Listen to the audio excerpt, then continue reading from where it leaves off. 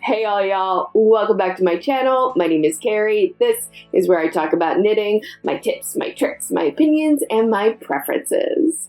I have another knitting secrets revealed today. Yes, one of my favorite techniques in knitting is short rows. I love knitting short rows. I think they're so much fun. I think that they have such beautiful results. They can be functional. They can be decorative. They're just so cool. Short rows, they're just cool. The thing is, a lot of times we talk about these different short row techniques, right? Like wrap and turn, Japanese short row, German double stitch. We talk about them as if they're all different things, that somehow they're different types of short rows. Well, I am here today to reveal the truth to you. Are you ready for it? All short rows are basically the same. No, Carrie, don't believe him. Don't believe him. I have done a Japanese short row. It is not the same thing as doing a wrap and turn. I do not believe that they are the same thing. What I am saying is true, and I'm going to prove it to you. So, hit subscribe, hit the notification bell, give this video a thumbs up, and I will show you why all short row techniques are basically the same.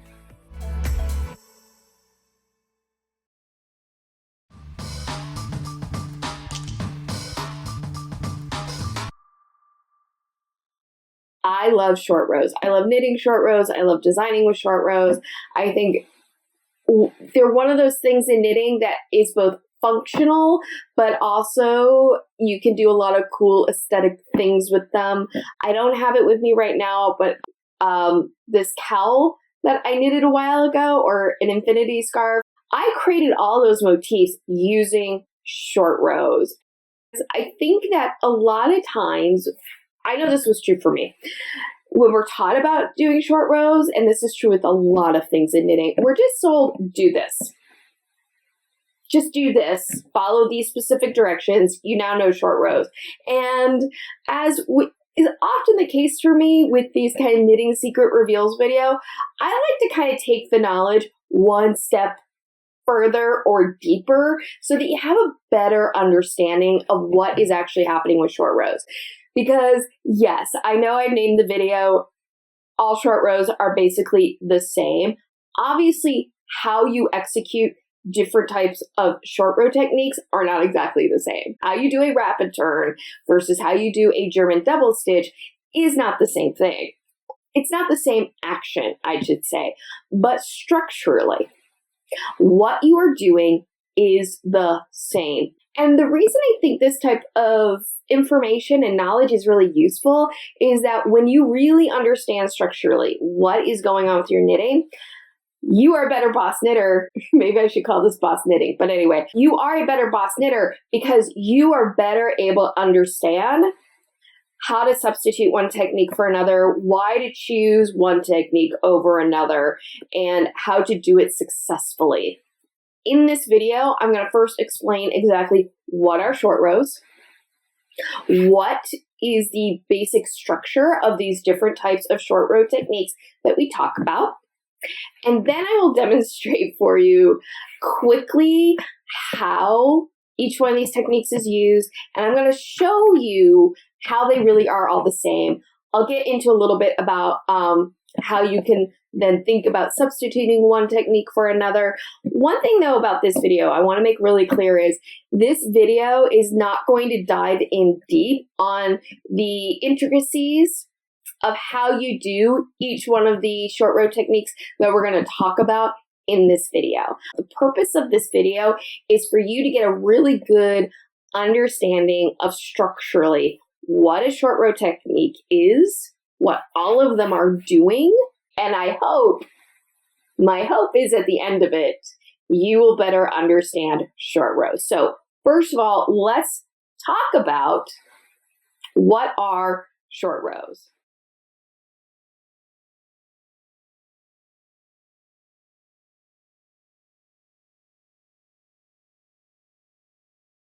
Okay, so I'm going to actually do this on a piece of paper before we get into the knitting, the knitty. But let's just first look at this on a piece of paper, because I think looking at it as illustrated in sort of 2D format, you'll be able to better understand what it is you're looking at once you're on the needles. Because sometimes the needles and the yarn are actually blocking our view of the structure. So please pardon me as I do this, by the way, because I'm going to be honest, I am not the best illustrator. I'm not. I am many things. I'm not a great illustrator, so please bear with me as I sketch this out. Knit stitches, knitting is interconnected loops of yarn, and each individual row of stitches, when you isolate them, is one continuous undulation. An individual stitch is really a segment of the yarn that form the purl bulb, the two running threads, and the two legs. So if I knit, let's say 10 stitches, I'm not going to draw out the undulation of yarn. I think this is actually easier to see what's happening with short rows by just using like straight lines. I then turn my work and I knit another 10. 1, 2, 3, 4, 5, 6, 7, 8, 9, 10. Those are 2 full rows of knitting. What happens with a short row is you do not knit a complete row before you turn your work and knit the next row. So I have 10 stitches here. I am going to knit a short row of 5 stitches. So I'm going to knit 1, 2, 3, 4, 5 stitches. And then I'm going to stop. I'm going to turn my work and I'm going to knit across those 5 stitches. Okay. And that is what a short row looks like in just kind of a graphical form. So once you've done a short row, you kind of have these 2 groups of stitches on your needle. You have your short row stitches off to your right side of your knitting, and you just keep working those short rows until you're done knitting short rows. And then over here, you have these stitches that are sort of left behind. These stitches will get worked. But until they get worked, you just have these stitches that are left behind that are hanging out on your needle, waiting to rejoin the party, right? Like all these stitches are in the party, and it's like they have a little conga line going, and then part of the conga line breaks off, all right? And you get this conga line going, hey, all right, just, when you get back around to this side of the room, we'll reconnect. So let's just say I'm going to knit 2 short rows. So this is short row 1, this is short row 2. I'm now going to reconnect all of my knitting. Well, okay. 1, 2, 3, 4, 5. And then I knit across 5, 6, 7, 8, 9, 10. Notice there is a big gap here now, right?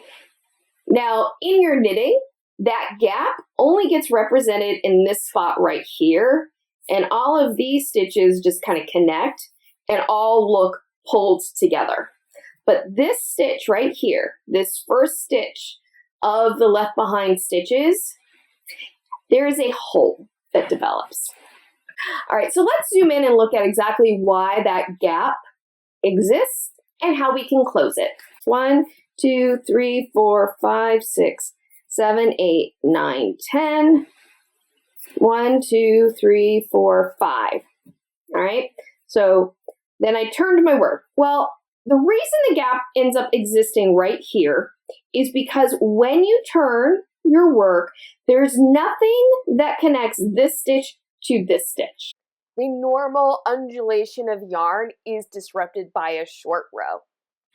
So how do we close the hole? Well, it's actually really ingenious how it gets closed, which is instead of just turning the work and knitting back across, instead what you do is you throw a little lasso to this stitch called a wrap, all right?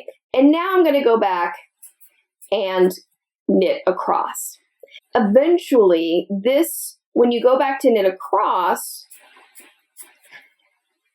you don't this stitch goes into this lasso as well, and all that gap gets closed up, and then everything connects again, and you end up with a nice closed short row with no holes. But the thing is, with that wrap, is if you just create a little loop, right? Like say you create a little loop and then you go knit back, that loop is going to disappear. So you have to anchor that loop in some way. That's what you're doing with a short row technique. Any short row technique, all you are doing is you're anchoring a wrap of yarn around something so that you can then later connect up this stitch, and this stitch to close up any hole that would develop in the work. That's what all short row techniques do. And that is what I mean by the fact that all short row techniques are basically the same. Before we get into actually showing you the different short row techniques and how each one of them anchors that wrap of yarn, let's first just get some language that we can all use and understand so that as the video continues, you understand what I'm talking about. Turn the page again. All right, so this is one complete row. This is your short row. So this is short row 1. These stitches, I don't know if there's any formal name to them. I just always call them the left behind stitches. So all of these stitches here, we will categorize as the left behind stitches. Then you've got this point right here, okay? This is your turning point. This point in which this stitch you wrap and you go back around, that is the turning point. This is a critical point in any short row technique. This turning point is where you throw out the loop of yarn, the wrap. This stitch right here, this first stitch in the left behind area is very special. This is where we anchor the wrap in some form or fashion.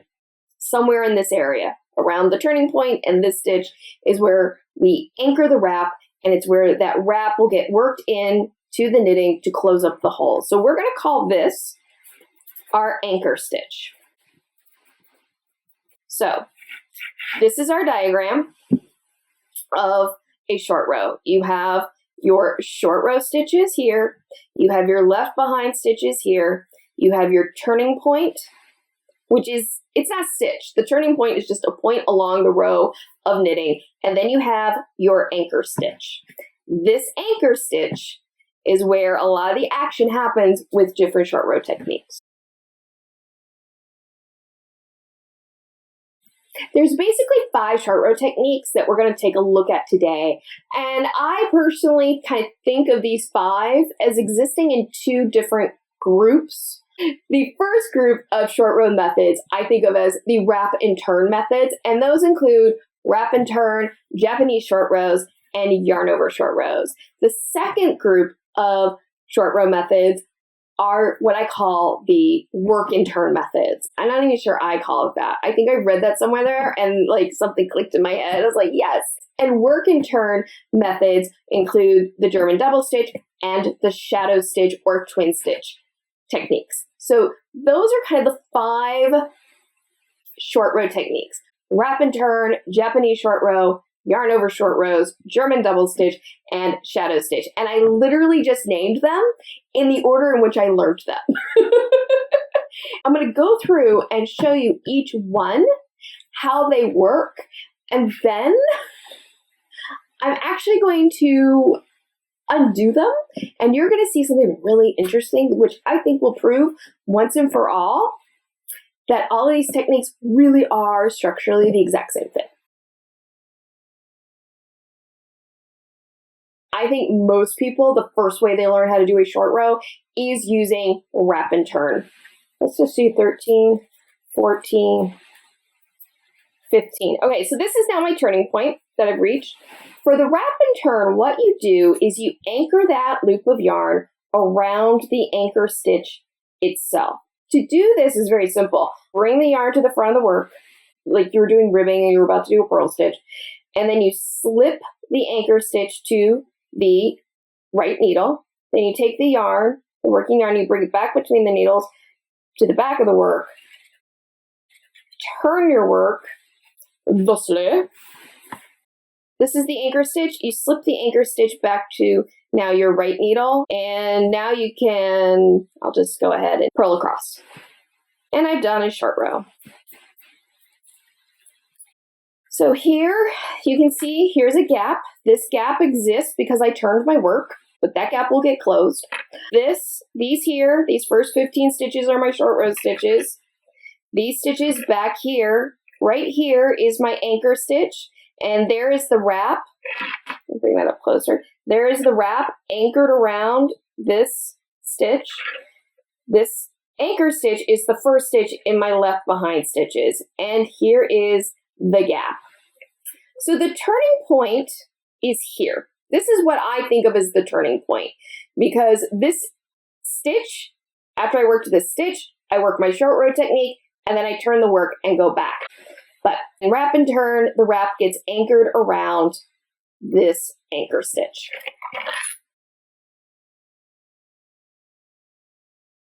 So the thing about wrap and turn that I don't love is it's fiddly when it's time to work your wraps. So here's my wrapped stitch, right?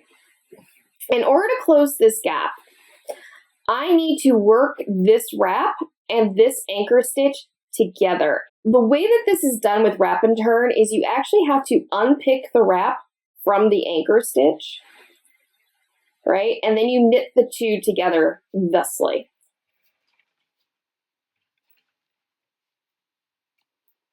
And notice now, no gap. So there's no gap.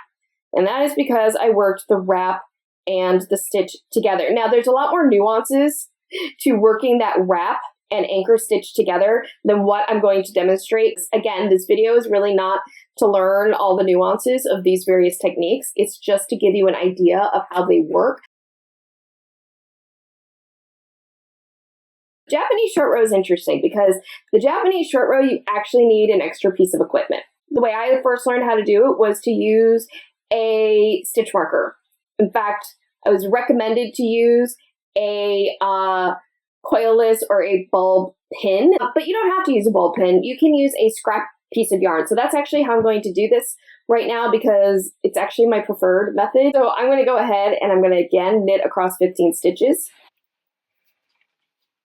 I've got 15 stitches here that I've knit across. I am now at my turning point, but this time, instead of wrapping my yarn around the anchor stitch like I did with wrap and turn, instead I'm going to use scrap yarn, and I'm going to just take my scrap yarn and I'm going to put the scrap yarn around my working yarn like this. All right, I'm going to turn my work. So my wrap here is just around my yarn, and I'm going to knit across. Okay, I'm at the end of that first short row, and let's take a closer look at that wrap. Notice right here is that loop of yarn that I'm holding on to with this. It's kind of easy to miss because it's so small.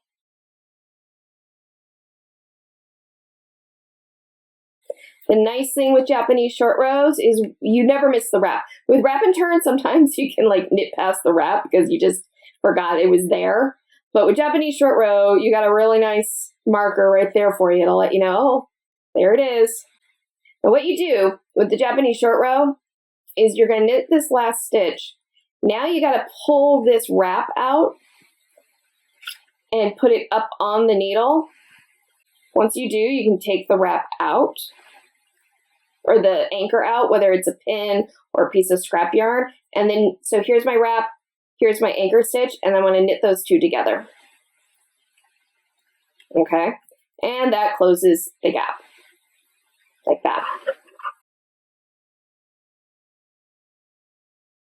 Of the wrap and turn methods for short rows, yarn over might be my favorite of this particular grouping. Yarn over is exactly what it sounds like. You use yarn overs as your wraps. It's not great for if you're wanting to do short rows with lace knitting, but it's really good. It's a really easy technique. Doesn't require any special equipment. I find it just as tidy for me personally as the Japanese short row technique. I love this technique. But anyway, let's knit across our 15 stitches. 15. Okay, and now I'm at the turning point. Now with wrap and turn, I wrapped my wrap around the anchor stitch. With the Japanese short row, I used a scrap yarn, or you can use a stitch marker to wrap my yarn around. So in this case, I'm going to use a yarn over to create my wrap. I'm going to turn my needles now. I'm going to bring my yarn to the back of the needles. I'm going to purl into this stitch to create a yarn over. That's all I'm doing. And then I knit back across my stitches. In a yarn over technique, here's the last stitch. I want to just point this out. Here's the last stitch of my short row stitches. Here's my yarn over, which is my wrap. Here is the anchor stitch. So in the yarn over technique, notice the gap appears before the anchor stitch. This happens because unlike other techniques, the wrap isn't attached in any way to the anchor stitch until it's time to work the wrap and the anchor stitch together.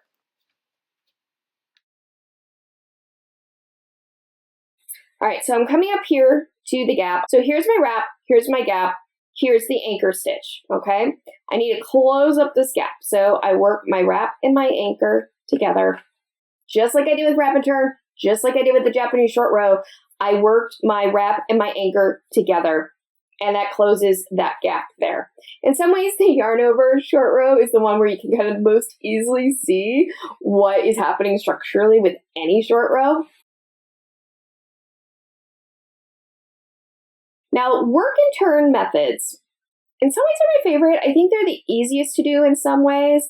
The first one I'm going to show is the German double stitch. But the thing about the German double stitch is I think that in many ways, it's the one where it is least obvious how it is creating and anchoring that wrap. But let's just take a look at how we do it. I'm going to, again, knit across 15 stitches, just like I did with the other ones. Oops. 13, 14, 15. We are now at the turning point. All right, so in the wrap and turn methods, at this point, I would somehow wrap a piece of yarn on something. What I'm going to do instead with the work and turn method is I am going to be creating a wrap of yarn, but I'm actually going to be working that wrap into this somewhere in this column of anchor stitches right here. For the German double stitch, the way you do this is you actually knit into the anchor stitch, turn your work, and here is where the magic of the German double stitch happens. Here's my anchor stitch right here. This is the anchor stitch. This is the wrap of yarn, all right? This is a wrap. And the reason I say this is because later on, when we talk about how to think about substituting one technique for another, I think it is useful not to think of this here as a stitch, but to think of it as a wrap, because that's what it is.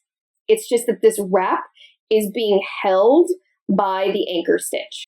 So what we're going to do is we're going to slip this wrap back to the right hand needle. And now what I want to do is, again, because this is a wrap, I want to make this stitch come back up on my needle. And the way I'm going to do this, I'm going to take the yarn, I'm going to bring it over the top of the needle like this, and I'm going to capsize the anchor stitch.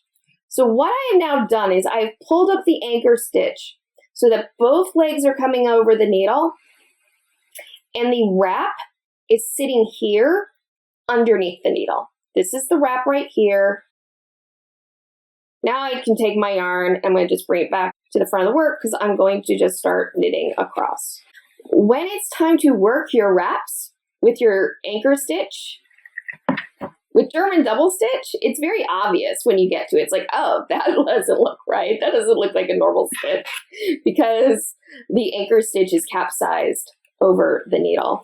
So let's go ahead, just like we did previously, and we will work across. All right, so here it is. Here's that German double stitch. This is my anchor stitch that is capsized over it. Now, how you work your German double stitch is you actually work into these two legs together. So I bring my needle under and I work those two legs together. Right there, that's the wrap. And I work those two legs together. It almost looks like knitting two stitches together. And now I've worked my wrap and my anchor stitch together, and there is no gap. I got a nice little pile of stuff happening here now. All right, the last one we're going to look at is shadow stitch. All right, so this one we're going to look at is shadow stitch or twin stitch technique. If you're all familiar with lifted increases, this might look very familiar to you. But anyway, let's knit across our 15 stitches. Okay, so I've knitted 15, I'm at my turning point, and this is where I'm going to work a short row method. This is another work and turn method. However, instead of working into the anchor stitch like I did with the German double stitch, instead I'm going to work into the stitch below. I'm going to take my needle and I'm going to put it into the purl bump of the row below my anchor stitch. And I'm going to work into this. And then I'm going to take that wrap and put up the needle. So this here on the right, this is my wrap, and it's just worked into this stitch down here, and here is my anchor stitch. So then I can just turn my work and work across. Like I've been doing.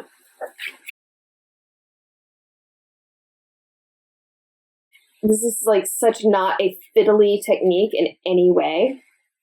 All right, so I'm working across and I've come here to my last stitch of the short rows, and it's very obvious. I've got these two stitches, these two loops of yarn coming out of here. All I'm going to do is I'm going to work these two together. So I'm going to just knit two together, this wrap and this anchor stitch. And boom, it's done. And I've closed the gap. And a shadow stitch is a very elegant short row technique. And it's very tidy. It's very, very tidy. Hey, so Ed and Carrie here, and I'm coming to you from the edit because the next thing I want to show, I didn't shoot in the best way possible, but I still want to demonstrate it. Basically, what I did after I finished each little short row sample was I pulled the needle out and I frogged back the row so that you could see what these short rows look like after they've been undone. Notice what this looks like, okay? This was the last stitch in your short row stitches. Here's the wrap right here, and here's your anchor stitch. Notice, again, here's the last stitch here in the short rows stitches, which are off to here. Here's the wrap coming off of it, and then here's my anchor stitch. Notice what that looks like. Now, this is very tidy because look how small that wrap is. They look, except for the size of the wrap itself, they look the same, which is you got a wrap just coming off of this last stitch. And this is true for the yarn over short row technique, the German double stitch short row, and for the twin stitch short row technique. I think that this sort of just visually drives home the fact that all these techniques structurally really are the same. They're accomplishing the same thing, just using a different action to do it. And I think having that visual reference helps you both troubleshoot problems that can come up when you're doing short rows, like if you have to frog back or you drop a short row, a wrap stitch, and it can help you understand how to substitute one method for another.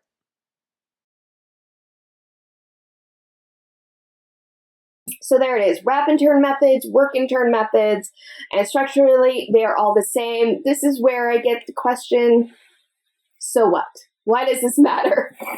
Well, I think it matters for a couple of reasons. One, I think it's always good to understand structurally what is going on with your knitting because A, it makes it easier to read what's happening. It makes it easier to, if you run into a problem, be able to troubleshoot it, because let's say you're having a problem with a short, like let's say you're working double German stitch. This is something that happens to me all the time, which is I'm working short rows, I'm doing German double stitch, I either drop a stitch or I have to frog back, and my wrap gets worked out from the anchor stitch and it no longer looks like a German double stitch. The first time it happened, I had this moment of like, oh crap, what do I do? But then when I looked at it, I was like, wait a minute, the wrap is still there. It's just in a different place. And all I need to do is work the wrap with the anchor stitch, so I don't need to worry about it. Like, I don't need to recreate the German double stitch in order to get all my knitting back together. I just have to maintain the wrap, it'll look more like a yarn over, and work them together, and it's fine. And having the knowledge of what is going on in terms of short rows and wraps and where those wraps exist helped me troubleshoot that situation. Like, this question comes up a lot this question will come up occasionally on the internets, where someone will ask, oh, this pattern says to wrap and turn, can I use German double stitch instead? And the answer is yes, of course you can, because the pattern is telling you to do wrap and turn. It's giving you a specific short row technique, but all short row techniques are basically the same. They all result in the same thing. And the only difference between each one that you can really tell is that wrap of yarn is how tidy it is. This is one of the reasons why I prefer some techniques over another. Is for me personally, I find that German double stitch, shadow stitch, and yarn overs, I get the tidiest wraps on the back of the work, and I like really tidy wraps. That's me. A lot of people find that Japanese short rows, that's their tidiest way of doing it, and that they like to do it that way. Like, all of these techniques have advantages and disadvantages, and that's a whole other video. But if you don't like working wrap and turn, you don't have to work wrap and turn just because the pattern says so. You can swap out whatever short row technique you want, because structurally it's all the same. And you can understand how to do that by understanding that on all the short row techniques, you work up to the turn point, you perform your short row technique, and then you work back. All of them have that same method. Part of why I started thinking about this and I started planning out this video, and something I wanted to talk about, was when I first learned German double stitch, what I was told was, if you want to substitute German double stitch for wrap and turn, you have to, if there's a chart and it says, here's where you do your wrap and turn, you have to work one more stitch and then turn your work and go back. And that piece of advice is accurate, because that is literally what you are doing, but it's one of those things that gets said without enough, in my opinion, explanation so that people really understand what's going on. And to me, the far easier and universal way to think about doing short rows is not to think of, I'm going to work up to this stitch and then turn and then go back. For me, the easier way to think about it is to think about it as, there are my short row stitches, there are my left behind stitches, there is my anchor stitch, which is the first stitch of the left behind stitches. And what I need to do is I need to work my short row stitches up to that anchor stitch, do my short row technique, because you do that short row technique at the end of your short row stitches. Every single technique, no matter which one you're doing, it's just, how are you anchoring that wrap of yarn around something so that you can then later work that wrap with the anchor stitch to close the gap. Now, there are differences between these different techniques that is important to understand in terms of reading your work. Where that gap appears, every short row, when you do it, there will be a gap in the row. Whether that gap appears after the anchor stitch or before the anchor stitch really depends on the method that you're using. Most of the methods, that gap appears after the anchor stitch. That happens because in some way the wrap is being attached to the anchor stitch before it gets worked. Yarn over technique, however, that gap appears before the anchor stitch. Same thing with the Japanese short row. the gap appears before the anchor stitch, and that's because the wrap isn't actually getting attached to the anchor stitch. It's getting attached to a pin or the knitting needle itself. And this matters just in your ability to read your work, understand what each section of the row is, and also that helps you later in terms of being able to count out your where you are with your short rows, how many you've done. And again, this is getting into a much larger conversation than what this video is focused on. That's something that's like a little later that I could do. But being able to understand where that gap is, whether it's before or after the anchor stitch, can help you read your knitting more easily. So let me know, what questions do you have for me? Does this make sense to you? Does this not make sense to you? What is your favorite short row technique? What techniques would you like, Carrie? I know there's more to this than what you were able to share in this video. I like another video where you just focus in on this one thing. Please let me know down in the comments below. I'd love to answer your questions. I hope you enjoyed today's video and you got useful information out of it. If so, please give this video a thumbs up and share it with your knitting friends. Liking videos, sharing them with your friends lets YouTube know that this is a space worth checking out. If you have not already, please hit subscribe and the notification bell, which will let you know whenever I upload a new video or start my live stream. And again, thank you for watching. I hope you have a wonderful day, evening, weekend, weeknight, whenever you may be watching this. And as always, happy health and happy knitting. Bye. All short row techniques are basically the same. Wow, that was like, I must be getting better at this. I think I'm out of focus. Damn, am I out of focus? It did move. I better stop. All right, that was easy. So short rows. I don't know why I'm laughing right now. I did that wrong. Hey, try that again. I have a sort of strange tag there for some reason. There's a trash can there. I didn't just throw it on the floor. Anyway, well, I am going to prove it to you today. I don't know. You know what? I nailed it before. Why am I trying to do this again? F it.